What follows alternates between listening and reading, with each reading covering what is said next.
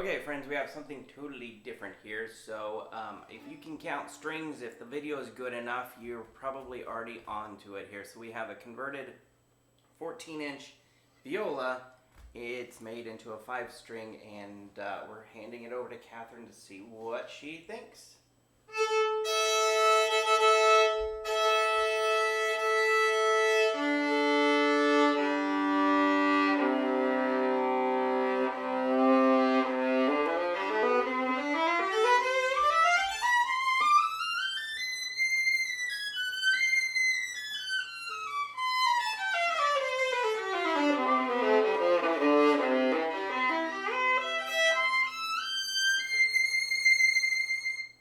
So that was a 4-octave C scale, which I had never played one before.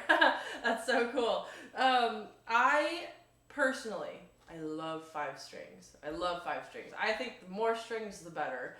Because like, what better way to, you have the advantages of a violin and a viola all in one beautiful little package, and I think it's so great. I have a 5-string myself, and I use it all the time for, not just classical music, but I use it for my contemporary playing, for jazz, for Celtic, all of this stuff. I think in this day and age where, music is really expanding out of the classical circuit, it is so handy to have a 5-string, like so super, super handy. Anyways, I could talk about that for a long time. I love 5-string instruments. They're so cool, and John did such a great job with this one. It sounds really, really incredible, but of course, you gotta hear it for yourself.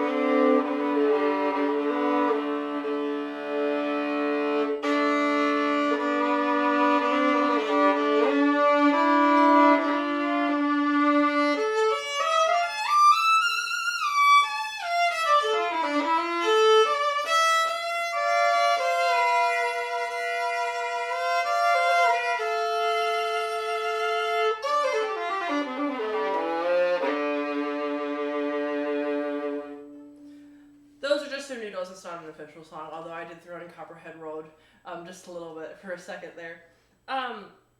So what I think is so cool about this instrument is that even if John did not tell me that it was a viola converted to 5-string, I would automatically know it's a viola.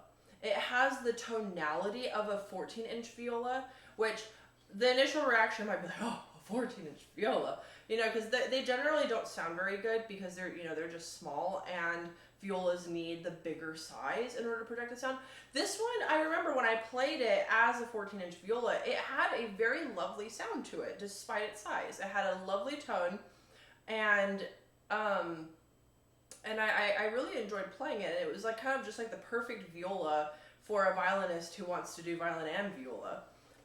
And so playing this, it has that body and tonality of the viola, but just with an E string, which is really cool, because typically 5-string violins will be built from the body of a violin, and so then the C string kind of sounds, what's the word? It just doesn't really sound as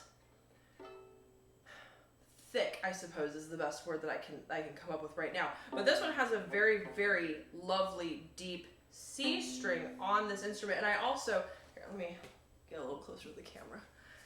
I actually moved the C string up into the G string peg right here, and then I moved the G string right there. So you can see that I've swapped these two. So it gives the C string a little bit more length and a little bit more power. So that's a little 5-string hack that you can do. Also a viola hack as well if you wanted to get more sound out of the C string. Anyways, so there's a little solo that I wrote for, or an improv rather, that I wrote for 5-string violin whenever I was playing with a trio before. So I want to see how it fares with this instrument.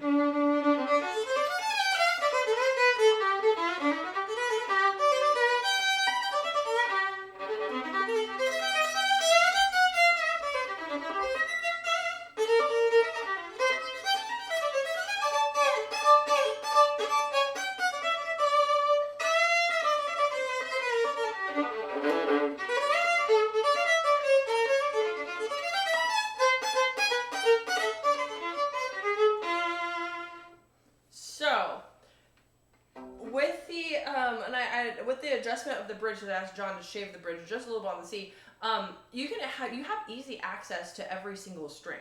You don't really bump into the other strings easily. Now, of course, if you're going from a 4-string instrument to a 5-string, you're gonna have to sit down and practice for a day or two to get used to it. But the strings are really not that super close together. And it is quite easy to play this instrument. You don't really bump into the other strings too much, which is really, really nice. The strings are also pretty close together, which I prefer because my fingertips are really narrow, and so I have a hard time playing fifths. So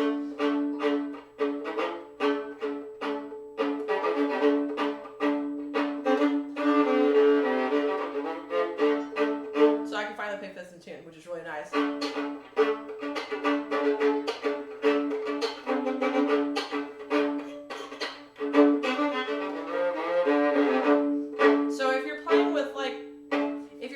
Contemporary band, or especially a country band, you're able to, play the melodies,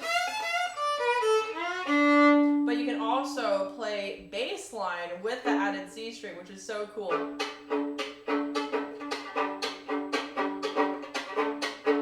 You can play the bass line with some chops, so it's like the perfect modern day contemporary instrument.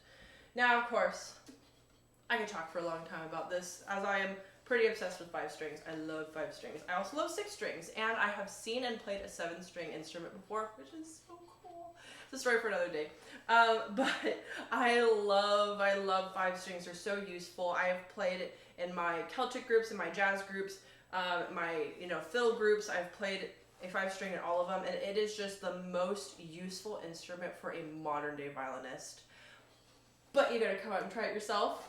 When you first try it, you don't be too discouraged, because when I first switched to 5-string, I was like, what is happening? Where are the strings? What's going on? You gotta give it some time. So you just have to noodle with it for like an hour or like 30 minutes in order to really get used to where all of the strings are. But 1, it can be done, and 2, when it is done, it's so worth it. You'll have the most fun in your life. But anyways, come check out this violin at Revivo, or this violina at Revivo Violins. This is awesome. I don't know where else I could find a talented demo person that is everything from certified in orchestra, master degree trained in viola, violin, as well as played fiddle, Celtic, and all of this. So I think, Catherine, if I had to categorize you, you're like a 5 or a 12-string instrument that can just do anything and everything. So bravo to you. So just want to give you some mad props, and I know that that the YouTube crowd out there absolutely loves your talent and always comments on that. So friends, thanks for listening. Please tell me what you think about a 5-string. This is the first one we've offered, and we'll just take it from there. So play on, my friends.